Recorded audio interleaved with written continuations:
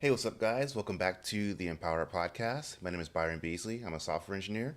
We also have Steve Meehan, who is a professional recruiter for the gaming industry.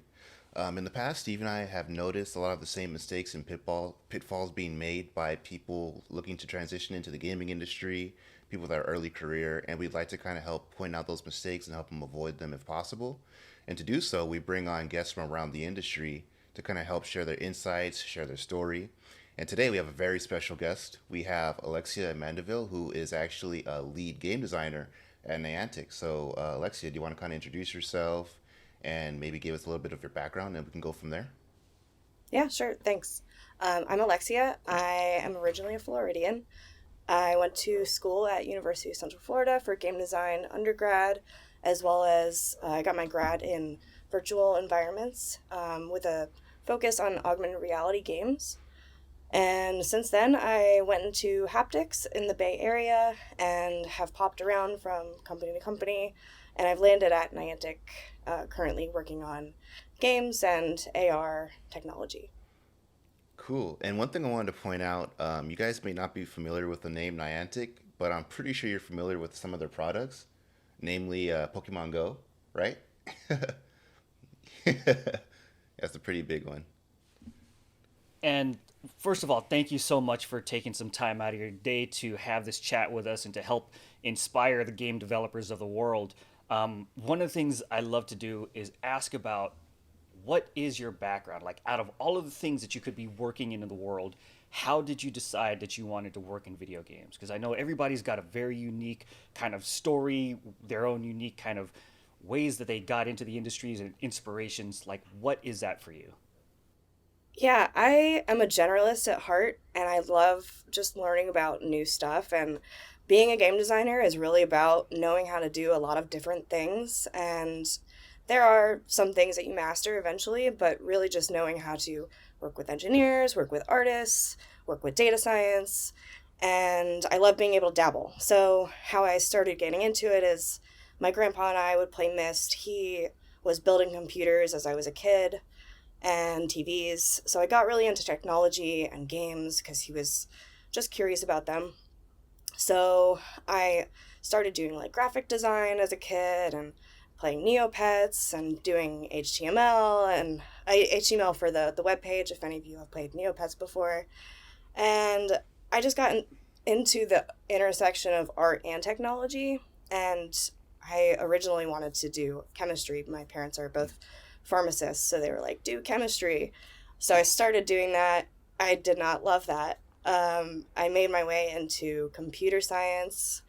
I do not love hardcore coding either. I do coding, but I'm just not. I'm not dedicated enough to get into the architecture of it all. So I went into the game design program at UCF, and it was just a really awesome way to utilize art and technology. Um, and since then, I've just been like being able to do a lot of different things. As you saw, I started in like a data science role, working at a mental health facility.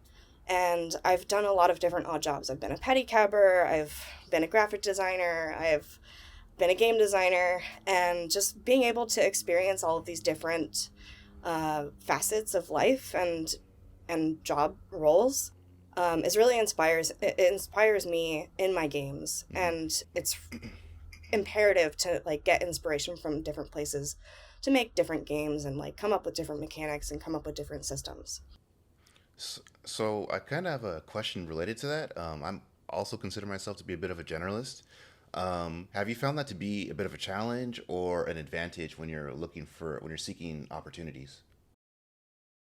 I think it's always been an advantage for me. I think, to be honest, I think a lot of people. I can never speak really deeply on something. I can speak at a high level about like game systems and game tools. I've gotten really into game tools this past year and like creating all of these places where game designers like myself can input data into the systems. Um, so interviewing, I've always had to do a lot of practicing for interviewing in order to like speak really in depth on like the design of something.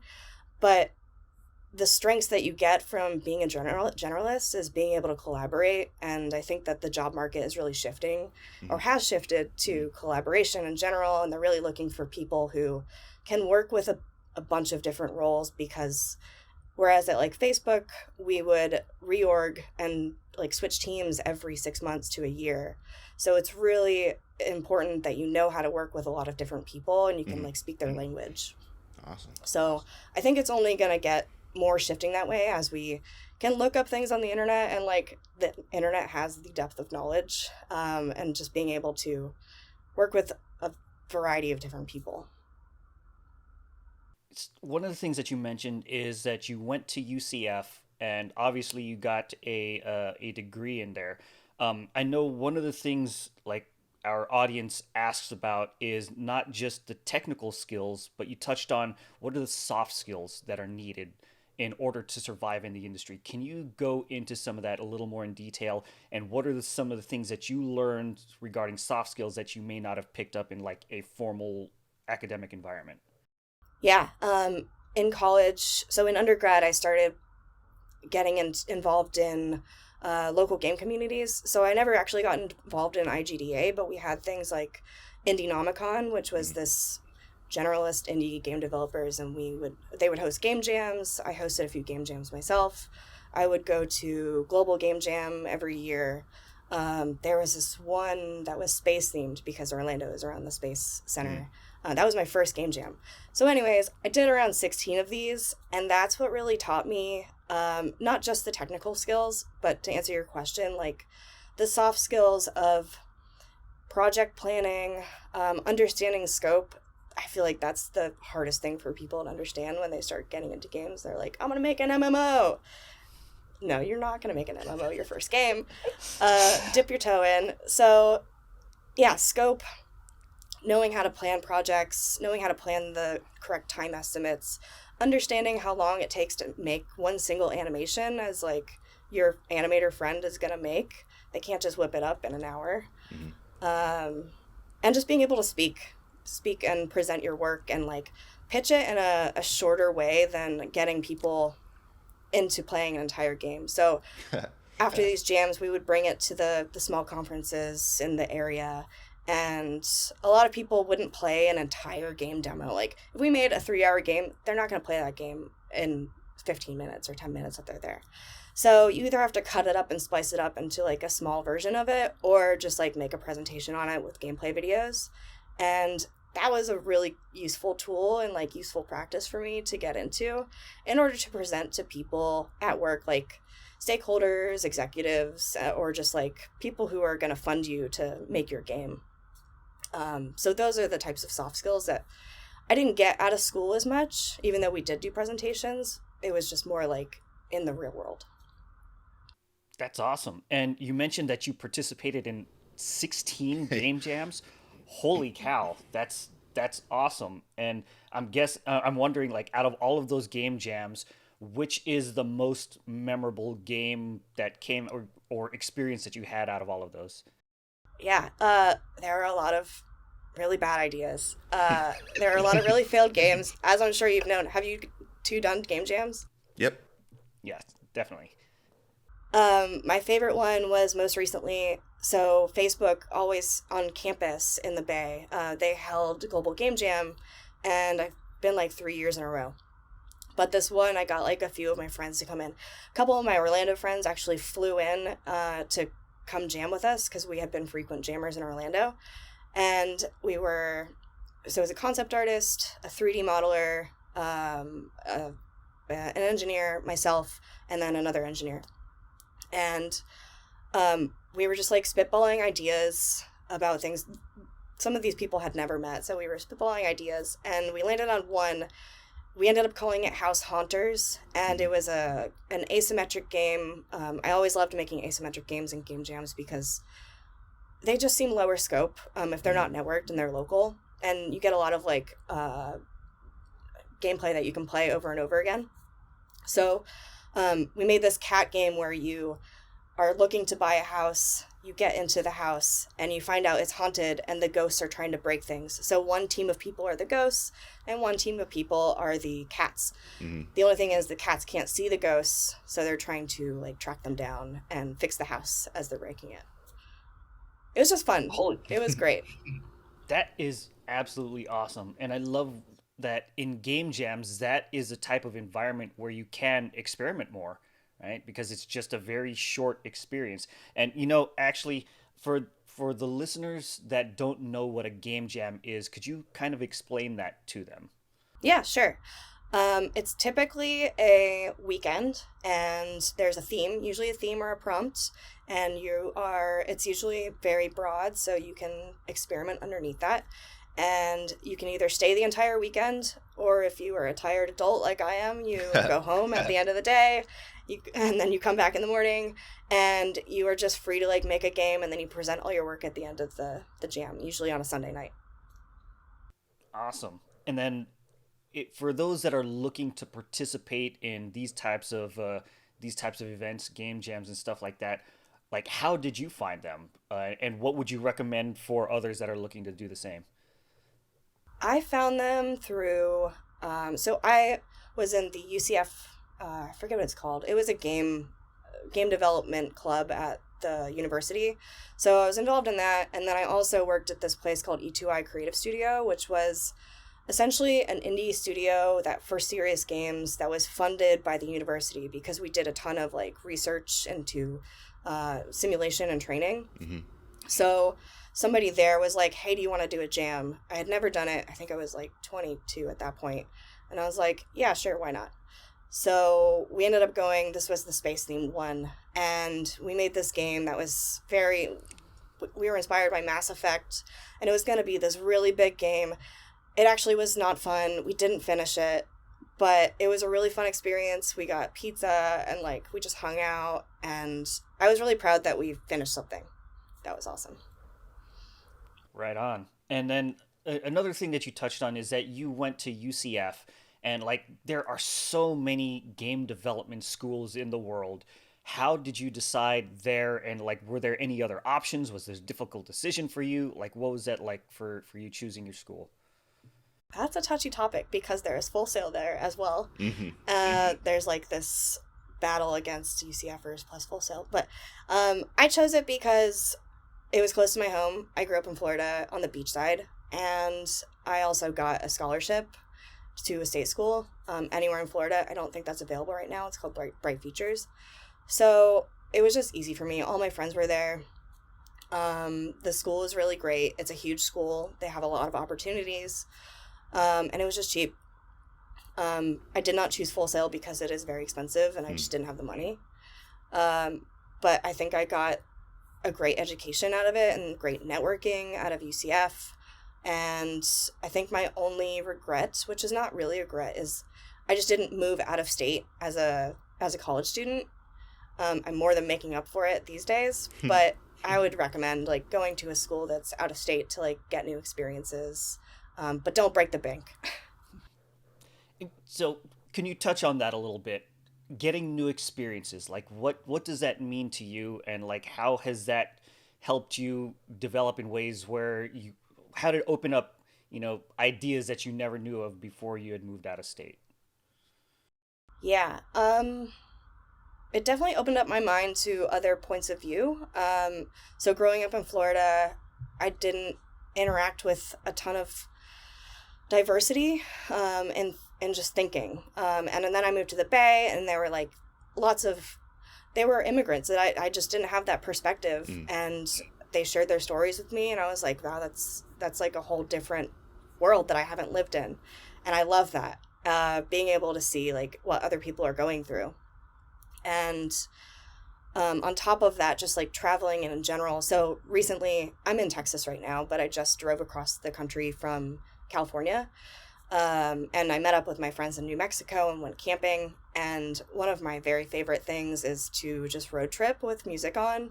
And that's honestly when I have my best ideas, because you see so much stuff all over the place, and you're taking pictures and you can revisit the pictures.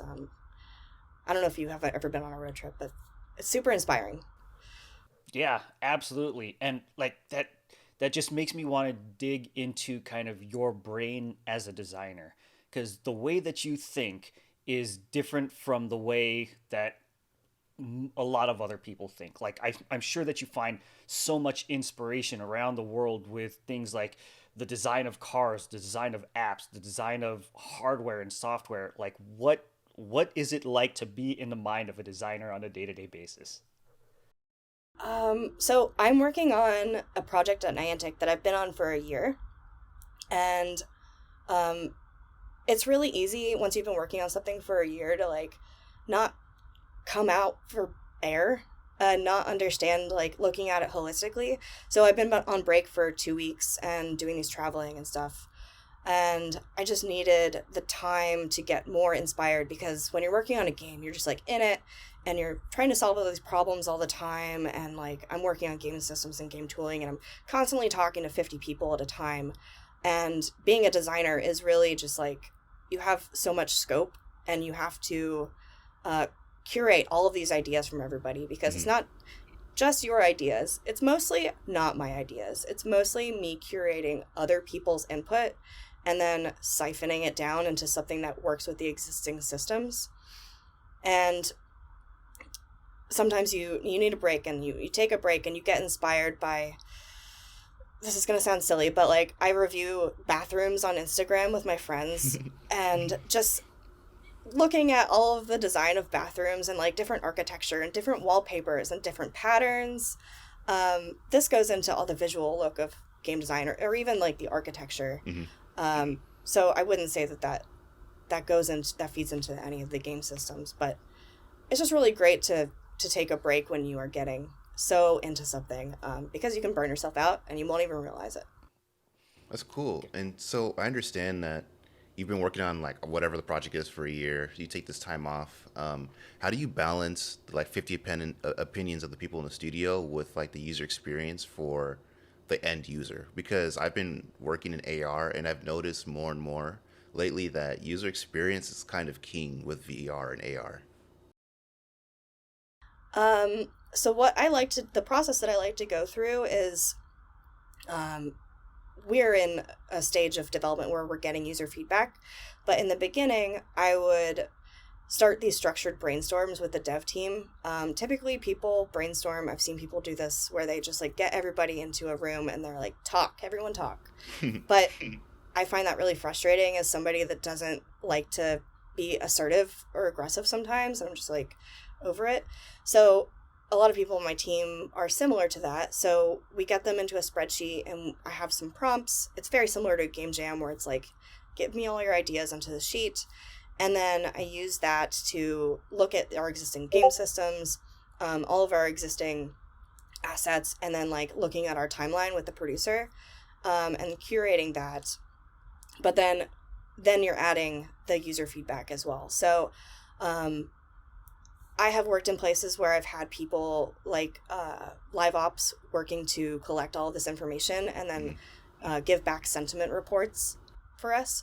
So I'm very in the community, but I would definitely recommend like just relying on your community managers and your live ops people Okay. and looking at those sentiment reports rather than diving into it yourself unless you're an indie because everyone is going to fixate on something on they may not even be intending to do that, but your community manager is going to try and be unbiased and then collect the trends for you to look at rather than you looking at one post from somebody who's very vocal and very loud and then you fixate on that. um, so yeah, sentiment reports, trending, but as an indie I guess I would probably do the same thing and just collect like scrape for keywords without a community manager. And like you mentioned, the working in the game development environment and having to deal with all of the different opinions. I know that before you started into the industry, you had a certain mindset about making video games, right? What are some of the aha moments that you've had now that you're on the other side and you're actually making the games and not just playing them?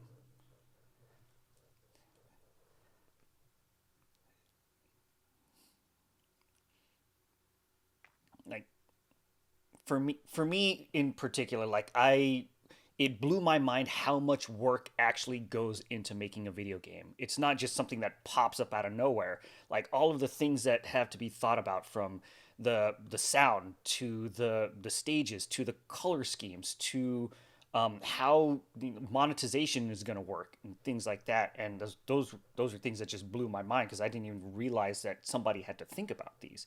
So I'm guessing, like, as a designer, there's some like aha moments that you've had too, right?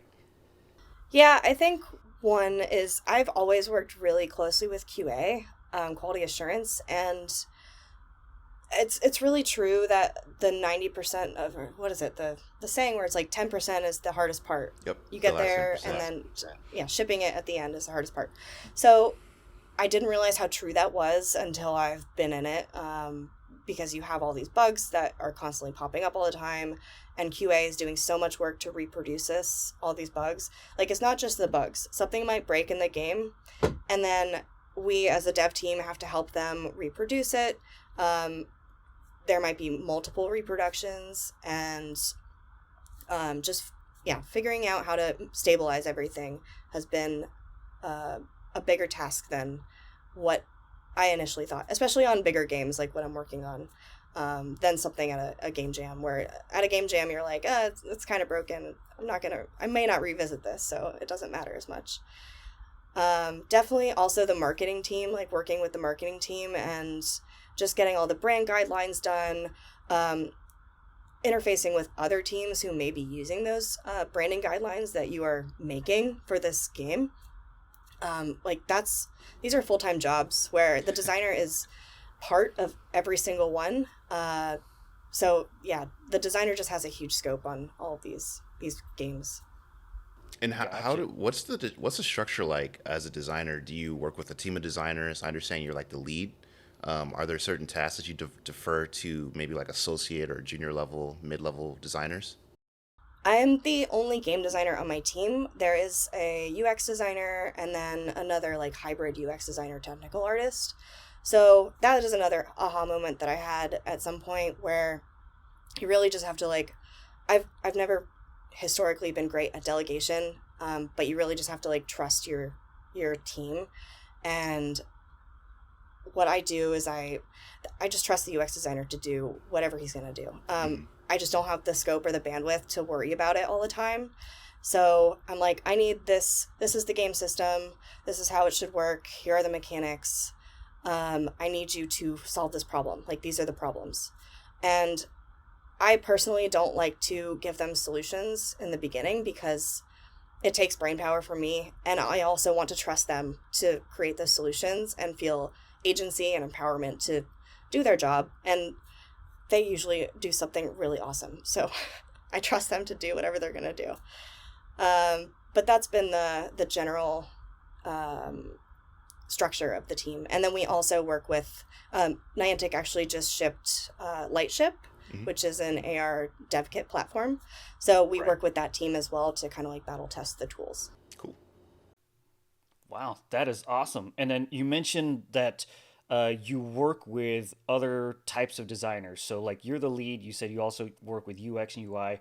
For aspiring designers out there, can you talk about what are some of the other like specialty design, I guess, professions that are out there? Because I know there's so many of them, and I like you having the insight. What can you share? Sure. I'll start with game design, because I feel like a lot of people have misconceptions about what game design is, and there are different people who specialize differently. I know I said I was a generalist, but I do have a data science background, and I work with data science very often. So, like, as a game designer, you should be responsible for all the playtesting, all of the gathering of the data, synthesizing of the data, qualitative and potentially like quantitative. I actually did all of the structures for some of the reporting in the past projects that I've done, and then handed it off to a DS. And then also, it's not just like getting like your own ideas; it's curating all of the team's ideas, and then making systems and tools for other people on the team and other designers to be able to implement those things. So the other designers that I've worked with in the past have been UX designers. So on like mobile games, that would mean like screens, like 2D screens, working in Figma, working in Illustrator, um, or in like prototyping. So I've worked with 3D designers who are working on mechanics of things. So like in VR, like touching things, like how does this button feel? Where is this architecture placed? Which feeds into level design, which is really just like the holistic architecture of the space. So I've created quite a few puzzle games in Facebook Horizon, Horizon Worlds, I think it's called now.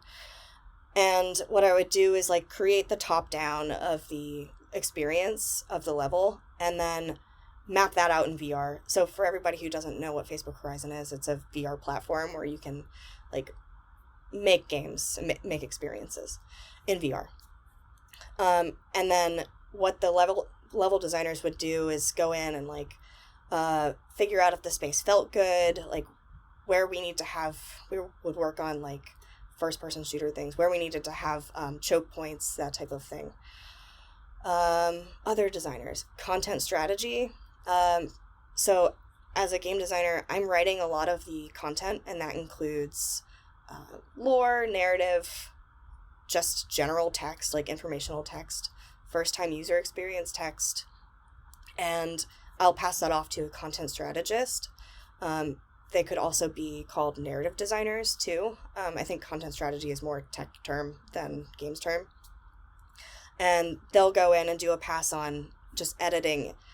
Is the language right? Are we using any words that we don't like the mood on? Is our grammar correct? Are we using an Oxford comma or not? Other punctuation, that type of thing. Those are all the designers off the top of my head. That that opens up my mind to so many different possibilities for just opportunities and jobs. So one of the things I wanted to ask was, obviously you've probably come across a bunch of different designers. Have you noticed anything regarding like formal versus informal education? Like, is there anyone that has gotten into video games that hasn't gone through the traditional 4-year college degree like you have? Yeah, totally. I think there's two worlds that I've lived in, and that's the indie and that's tech, just like tech games, AAA-ish stuff. I think you've worked at a lot more AAA stuff, obviously, than I have. And I've gone the more tech route where we're working on platforms and such. And I've typically encountered people who have master's degrees or bachelor's degrees, or PhDs. But there are people like, when I worked at Facebook, I got to work with people like Mike Booth, who made Left 4 Dead. And I think he might just have a bachelor's. I don't think he has a master's. And people like Lucy Bradshaw and Rachel Franklin, and I don't remember their education, but like they came from Maxis and they just worked in like traditional games, and they got into large tech companies too. So I think it's more about like what you can accomplish in your life, rather than your education. Even though I have a master's degree, like I could have gone the route where I just jammed all the time and made something really awesome. And in the indie world, like that is super valid as well. Like you go on Twitter, and most of Twitter is just like amazing artists, amazing game designers, amazing engineers. And I don't know if they have bachelor's degrees. I don't really care because they're awesome. So it's really a foot in the door. It's a safe way to go if you want to get networking, like the structure for networking, and more opportunities. Like I definitely got more structured opportunities from going into a bachelor's degree, especially as a 20-year-old. I don't think I could have understood all of the things that I needed to do to market myself, or like even reach out, or you reached out to me, but like I don't think we would have interacted at all if I hadn't had the structure behind me, I guess. I mean, potentially, Gotcha. but who knows? Okay, and like you mentioned, possibly getting a job and working in the industry without a formal education. I know something that designers look for is like what to put in a portfolio, right?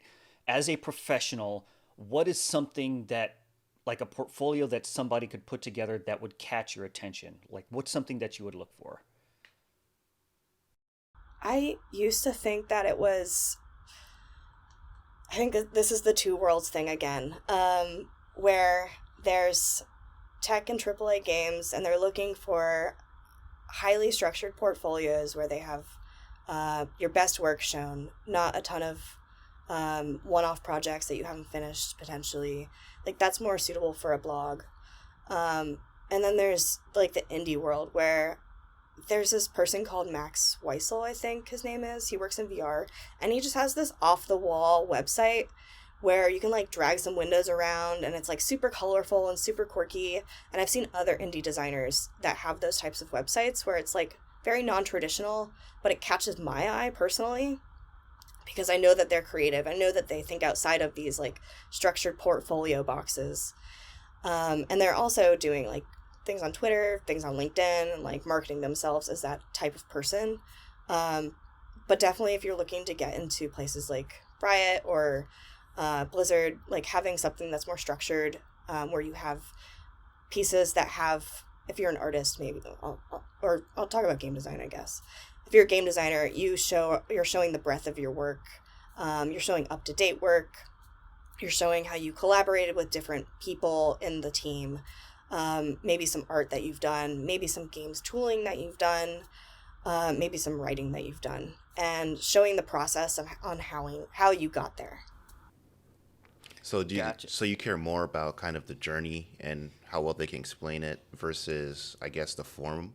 Because I know that you come from you have more of a technical background, so maybe creating a prototype would have been easier, but like a lot of game designers do not come from that background, I know.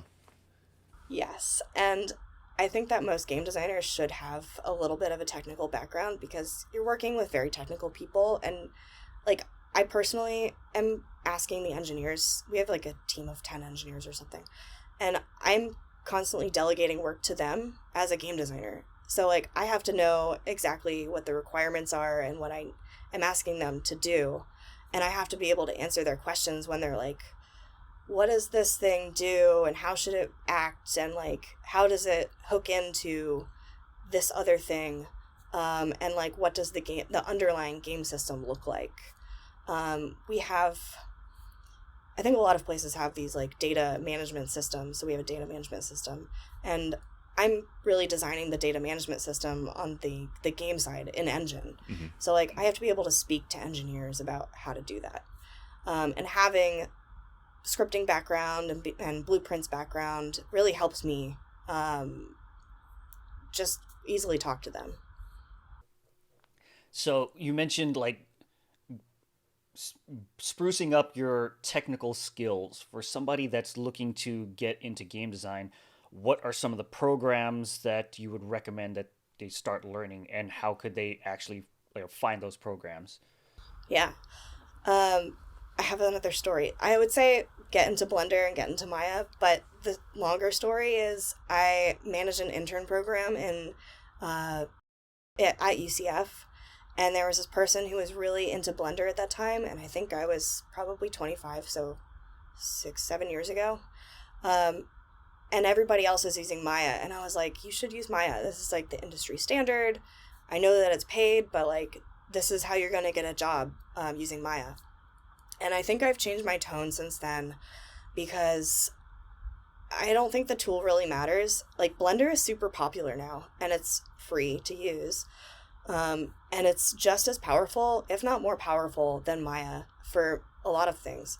So I think it's less about the tools these days and more about just like getting really great at something and practicing that and having an end result that is really interesting or fun or useful or whatever you're trying to go for, like a use case, rather than saying like, I'm trying to pad my resume with like all of these tools and softwares. And you touched on managing an intern program that piqued my interest. Can you tell us a little bit more about that? Yeah, so I started at the place called E2I at the university. It was the Serious Game Studio, indie studio. And I started as an intern. I was unpaid. I quit my data science job and I wanted to finish my undergrad. So I worked at E2I and was just, I had never made games. I had never worked in Unity. We had, our first assignment was a group project with like a ton of other people. And I was like, I'm going to work alone because I'm so insecure about my skills right now, and I feel super embarrassed, and everybody else seems like they kind of know what they're doing.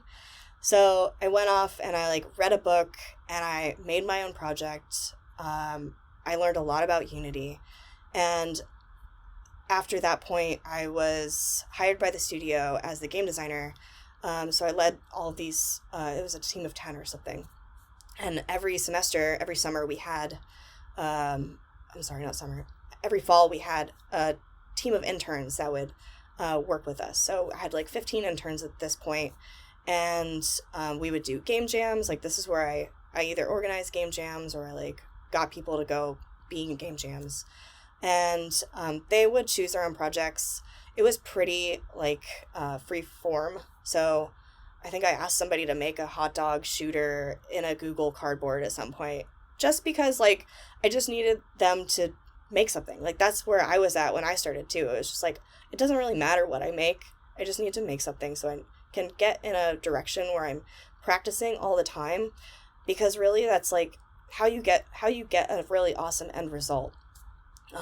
You'll make a great game after you make 100 crappy games, maybe less, probably less, but like you have to make some games before you can make something really awesome. And one of the things that you touched on a little bit was dealing with insecurities. I know I have my own. I know a lot of game developers out there, or aspiring game developers. They're like, they have that imposter syndrome. They don't know like how to get started. They don't think they're good enough. Like, what type of advice would you have for those that are just like can't figure out how to make that next step? Like, do you have any tricks that you use? Like, what's that like for you? I need a lot of thinking time. So like when we're brainstorming, I typically have to like take all this information and go back to my desk and like mull it over and like toy with it. So I would suggest, whatever you're insecure about, just taking that and going back to your desk, or like going on travel and like thinking about it, or like practicing something and just practice it alone, and then eventually push yourself to like practice it with somebody else, say a game jam, asking your friends to go do this. There's a lot of people who haven't jammed, so like you're not the only person if you feel that way. And just starting to do it and showing your stuff, because there's a ton of people in the world who don't make anything. They don't try. So like you are trying, and that's a very difficult thing to do, and you should be very proud of that in general, even if the end result is not up to par with what you envisioned. And I love how you have such a positive message for just for the game development community. I was looking at your blog and I saw the how to get your job in your dream games company, and I was wondering what inspired. Can you tell us about this blog? Like, what inspired you to start it, and what was the process for you? I started this blog on Medium because I always feel like there's not enough game design resources out there. We're always pointed back to the same books by like Jesse Schell and Eric Zimmerman, Rules of Play, and I forget The Art of Game Design. And there's just not enough, and I'm always looking for very specific stuff. I'm like, what content tools are out there for X? And then I don't find enough info. So I'm like, I'm going to start writing this info. I know about it. I'm actively researching it. Like, other people are going to be interested in it. So yeah, I just started it, and it's received positive reviews, and this goes back into the practicing of things. Like, I started this, I didn't get a ton of feedback. I was not as good a writer as I was 15 articles later. I'm sure in 15 more articles I'll be even better. So yeah, just like starting to do something. And part of it was also that was when I was at Facebook, we use this thing called Workplace, which is a public tool, and it's exactly like Facebook, but it's for work. And a lot of people would write on there, like write articles, write posts just for the general like team and the internal company. And I was doing a lot of that. And then when I left Facebook, I took some of it with me because it was like general non-Facebooky stuff, like game design stuff. And then I left Facebook and I was like, I don't have a following. Like I have nothing now that I've left this company, even though I had like thousands of followers there. So after that, I was like, I really need to take control of my own career and like put this out publicly somewhere that is under my name and not at somebody else's company. Um, and I just felt like I needed to do that so that I wouldn't go into another situation where I like am putting my life into a company and then I leave for one reason or the other and I don't have it anymore. So that was definitely, yeah, a catalyst for that. Understood. And that's so awesome that you're sharing your just the gifts that you have in your brain with the rest of the game development world. I know you also mentioned that you're doing public speaking engagements. You mentioned that there's one in particular. Would you mind giving some details on that if you can? Yeah, so I am going to be speaking at University of Central Florida for a women's group under the uh, game design program. So they've asked me to just talk about general career advice. I'm sure it'll be very similar to this, but what I'm going to be speaking about is my current structure of my presentation is all the things I learned in school versus all the things I didn't learn in school. Mm.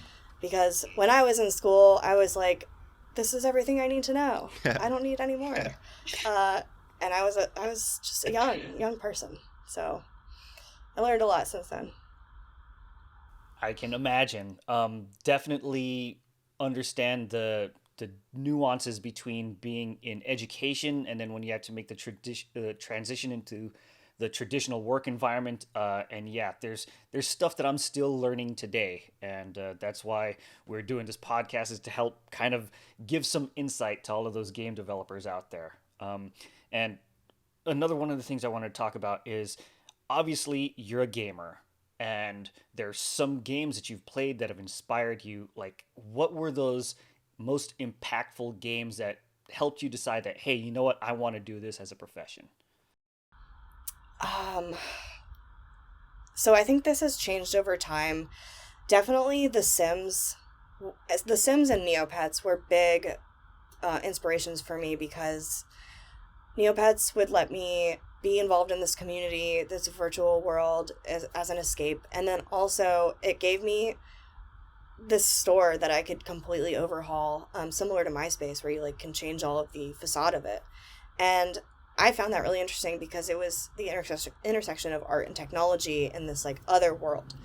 So that was great. And then another one was The Sims. And at that point that had come out, it was the original one. I figured out a way to like mod some of the skins. So I was doing that, and obviously that was really awesome. And I've moved towards like UGC user generated content games since then, like Facebook Horizon, High Fidelity VR. Even the thing I'm working on is a little inspired by that. And I think it's changed over time. So Space Station Silicon Valley was an N64 game by Rockstar that is inspiring me to this day and the things that I'm making. And I'm always just looking at specific games. Like I'm looking at narrative games right now because I'm really interested in making a shorter played game. I've always worked on these live games too. So having something that ends is really interesting to me at the moment because I'm kind of just like, I don't want to work on something that lives forever anymore. Um, yeah, so it changes all the time. I think my best advice is just to like play a bunch of games, even if you think you won't like it. Like I had played Left 4 Dead, and I'm not a violent gamer. Like I don't like violent games, but my friend made it, so I was like, I'm gonna make it. I'm gonna play it just so I know what it's like, and see like what was in his brain when he was making it. Mhm. Can you speak a little bit on you mentioned specifically narrative games being something that you're focusing on? Like, what are some resources that you've used? I noticed on your LinkedIn you were reaching out to people, saying, "Hey, is there any courses on this?" That's something I'm also looking into as well, working on like a little side project with some friends, and I'd love to get some more resources on that. Nice. I would love to hear about that more. Um, I have just been playing like Night in the Woods. I played Absu and Firewatch, and um, Slime Rancher is a little intersection of like narrative and uh, farming simulations that I love. But generally, like I haven't found a ton of resources for narrative writing. I've just gotten into it because I want to build a world, and I follow a subreddit called World Building, Oh, cool. and I found a few resources there. I'm happy to share them with you. Um, and then there's some Gaiman podcasts that I've been listening to with David Tennant that Mm. have been interesting. Um, yeah, I feel like right now there's the opportunity for narrative games in general because live games have become such a thing, and I think a lot of us find reprieve in like finishing something and being done with it. And I think I've heard a lot of players just in like focus groups kind of say that too. And I've seen a lot of my friends leave the live services industry because they also want that. Hmm. So yeah, I've been inspired by that. I think that there'll be a lot of opportunity for indies in general in the next couple of years. Just the mobile gaming market is a little bit dire at the moment, so make cool mobile games. Yeah, definitely. Yeah, my friend and I we're kind of we've been talking about this as well, right? You know, a lot of focus is on live, kind of making sure that people keep coming back for more. But um, we're working on a side project right now where we kind of we have like a character with amnesia. Have you ever seen The Thing, the old movie The Thing? Yeah, basically, it's for those of you out there. You guys are probably more familiar with like Among Us. It's the same type of idea of like you don't know who the killer is, except everyone's already dead. So we've been kind of working on that. I've been having a lot of fun, creating backstories on a spreadsheet and going back and forth on, oh, does this work? Does this work? How do you want to set this environment? Stuff like that. I can't recall the name of it. Steve, you did send me something on LinkedIn. I can find it after the call if you're interested. Go back to my messages. But mostly, I have a friend who actually studied game design at NYU, and I've just been kind of studying his game design documents and the style of writing that he does, and what I like, what I don't like, and I've just been kind of using that to influence how I've been designing my narratives. There's probably somewhere where I mean, there's like the classic story arc in movies. I'm sure there's something there that we can learn from as well. Yeah, definitely, definitely, definitely. I think Byron mentioned it was somebody that I connected with on LinkedIn. His name is Isaac Phoenix, and he put together an entire like 40 some page document Hmm. on his process on narrative design. And if I'm not mistaken, he's also writing a book right now. So yeah, he said, "Hey, take this document and share it with everybody." So yeah, I've been definitely promoting him because he's just an awesome dude that I've connected with. And then going back into some of the stuff that we were talking about is that you mentioned some of the trends that are going on in video games right now, like people leaving, um, you know, infinite games into something that has more of an end. What are some other trends that you're seeing moving forward? Yes, I always question whether how large these trends are because I'm so in it, and I feel like I might be um, surrounding myself with it. But that book came out. I forget what it's called. The Blood, Sweat, and Pixels Oh, book yep, after. What was it called after it? I can't remember, but I know what yeah. you're talking about. The sequel. So it's about game industry and like the burnout in the industry and just how like devs were working with publishers and such. So um, I just read that, and then we had the pandemic, and well, not in that order, but a lot of my friends left Facebook um, that were like these big name devs, and they went and started their own thing.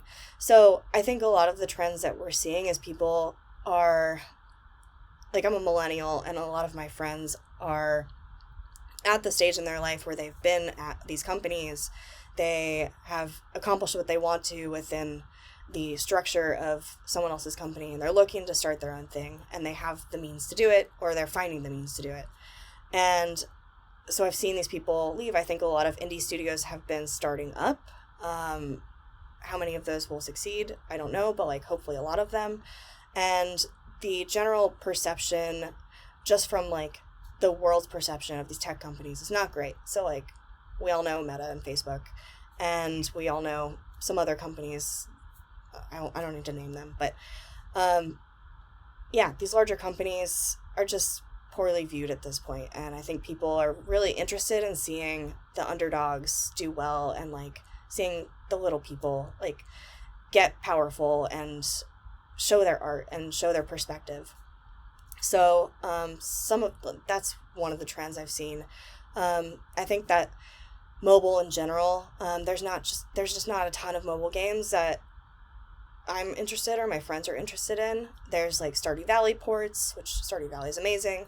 I played Florence and Monument Valley, but a lot of them are like the market is so saturated with clones of some other game that I think anyone that is willing to go outside of the box and like make something really interesting and strange is going to be uh, celebrated.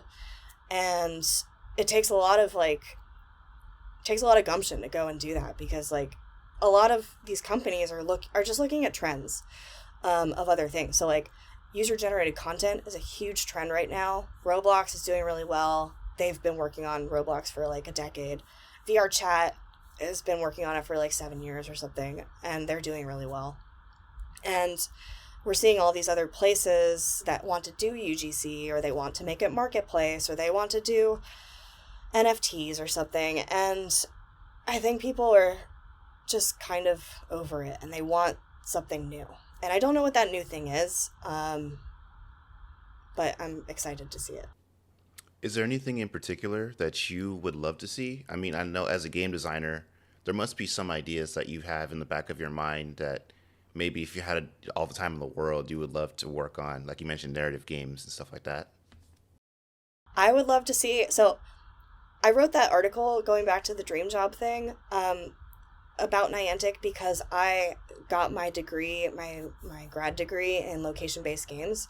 And I was like, Niantic is going to be the place that I go to eventually. So I got here. I love location-based games. I love driving people to different places, and like I love going to restaurants and bars and like parks and museums.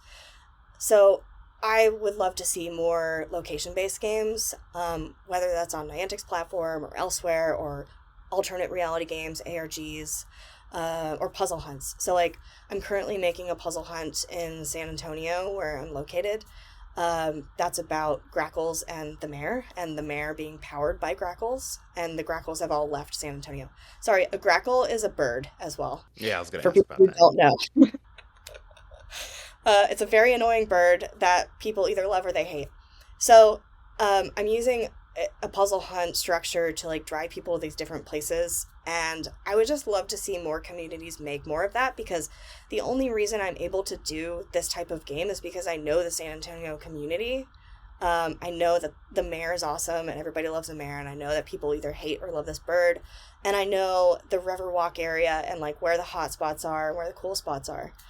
So just having other creators make these types of ARGs or puzzle hunts or just location-based things would be really awesome, so that we can explore our real world and like see what's around us and interact with our community rather than sitting in our house during a pandemic and playing a live game.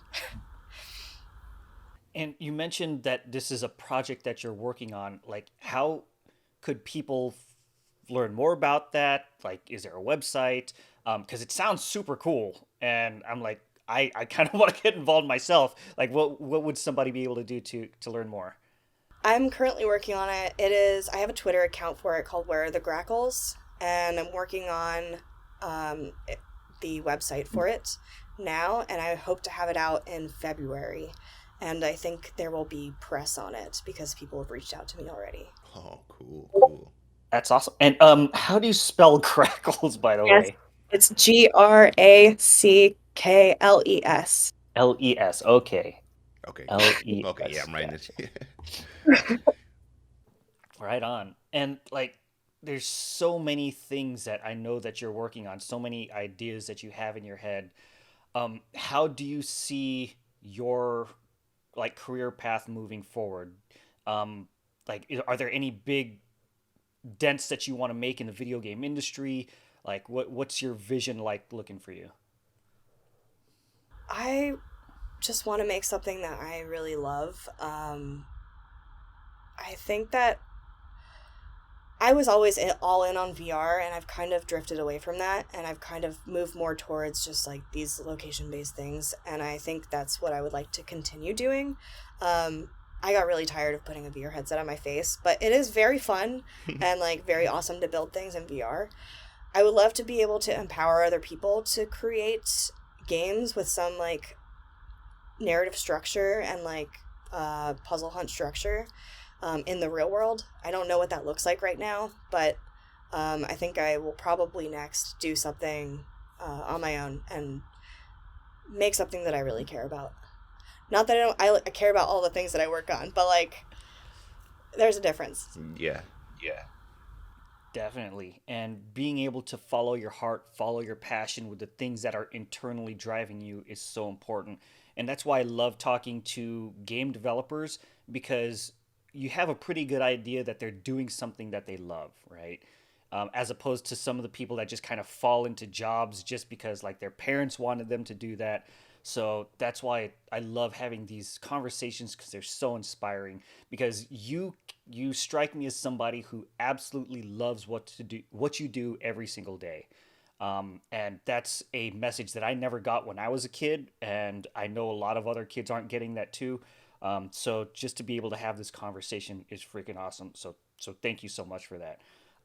And one kind of a selfish question that I wanted to ask is, like, I know that like your games, there's probably one experience that you've had that's like the highlight of your career, and I love listening to what are the accomplishments that people are most proud of. So what would that be for you? Oh, I I just really love working with people. And I think that just working with people to like create something together and have some end result. So many things are going through my brain. Okay, the first one is just working on Facebook Horizon. Um, I worked there for 2.5 years, and it was really awesome. All the people that I got to work with, and all the people that like I became super good friends with. One of my best friends, Kat Yu, she's an artist that works on venues and on Spark AR right now.